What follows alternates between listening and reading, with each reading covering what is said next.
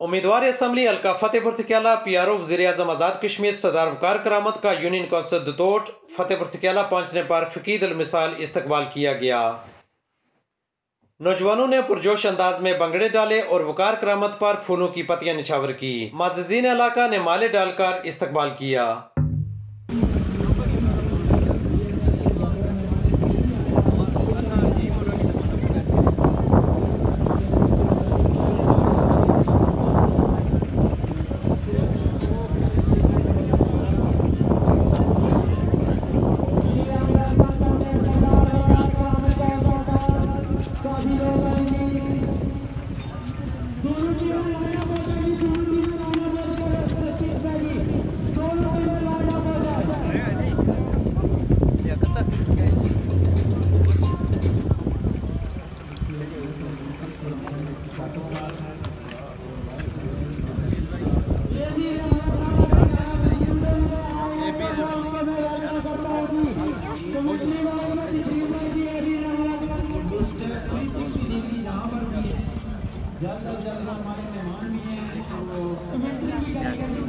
सरदार वकार करامت ने बाबू रशीद, नदीम नंबर, राजा क्यूम, सरदार नकीबुर रहमान, सरदार तफैल और दीगर का शुक्रिया अदा किया।